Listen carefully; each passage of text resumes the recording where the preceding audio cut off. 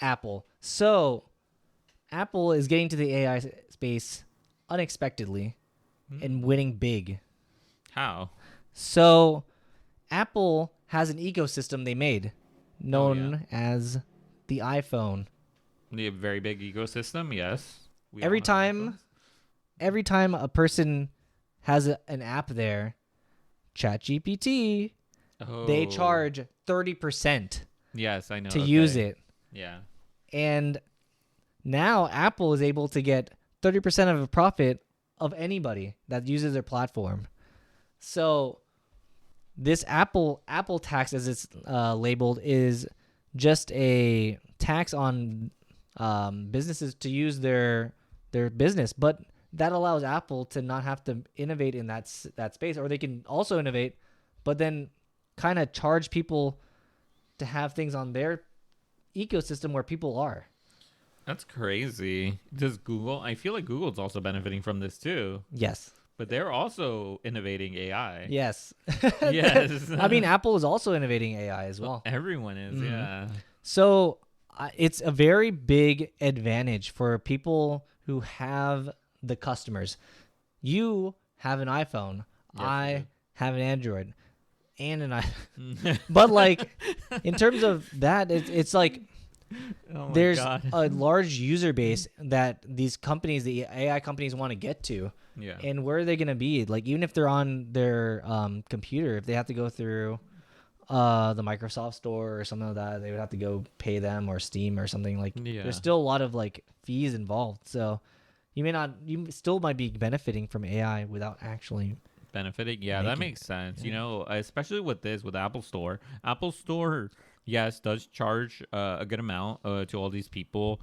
You could even say that some people say that they charge too much, and I'm just referencing Fortnite, because Fortnite was trying to circumvent their system, and they got into a lawsuit because of that, for the in-app purchases. Because they were leading on. Yeah, so it's a bunch leading them off the the Apple ecosystem to like go buy. Yeah, so they got into a huge lawsuit because of that. It's a bunch of they have a really strong hold on their who they have in their app, and like how much they charge. So it's kind of crazy just to think about.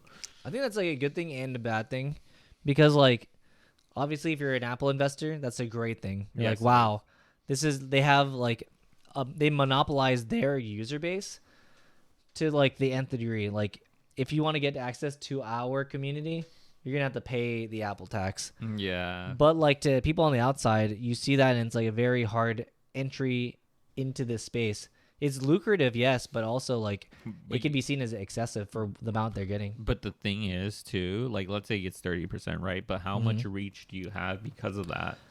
A lot, apparently. Yes, it's a massive reach. If people are still willing to pay 30% to get on there, that must mean there is a large upside. Yeah, it's a large upside. Yeah, it's just because of a lot of people in the ecosystem there, and they have a really good hold on that, and through multiple products too, because it doesn't need to only be iPhone. It could be like the Apple TV, it could be iPads, it could be a bunch of other stuff where it gets people there. People could purchase multiple things over multiple products. No, I guess, yeah, I think that. But like, so according to a researcher, the estimate is that OpenAI, the ChatGPT creator, could make potentially $1.2 billion using an app on the Apple ecosystem. Oh, damn, that's crazy. Apple's cut would be still $360 million, and they don't have anything. That's like they don't even, they don't have an app. They didn't make ChatGPT. They're not hosting servers. They're just having an interface for them to reach the server. But I think that the 360 million, I think, is very small relative to the rest that they're getting. I would have to say that you wouldn't maybe initially get that high without Apple, I would argue. That is true, because it's a very give and take. Yeah, it is a very, like, in terms of like the the knee-jerk reaction is you look at it and it's like, okay, they're charging me 30%, but they are not really doing much for me in terms of like they're not hosting the AI servers and stuff. They're not doing anything really besides like hosting the app, and that's about it, or having it on their marketplace. You know what this reminds me of? What? It reminds me of our listeners and our content. And because you are getting this content for free, and That's all true. that we ask is if you like and subscribe, if you like this content. Road to 100. Road to 100. Road to 100. I was trying to see where I could fit it in, but yes. Oh, my bad. I was on a roll. No, you're good. You're good. Yes, no, if you like this content, make sure you like and subscribe. I just wanted to put it in there.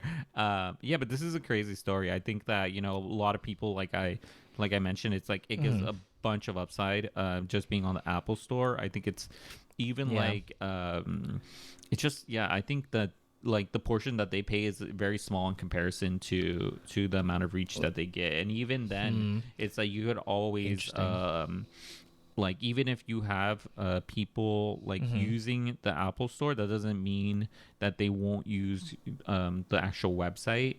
Or you could lead them there eventually. It just gets your name out there. I guess it's your whole argument is that you're paying for exposure. Yeah, I think a lot of companies pay for exposure. What? No, Influencer. No. Give me this for free. Oh, I'm God, an no. Influencer. No, you're watching without subscribing. No, I'm just kidding. You can watch whatever. It's fine. But it does help us out a lot. But yeah, I think it's true. You are paying for exposure.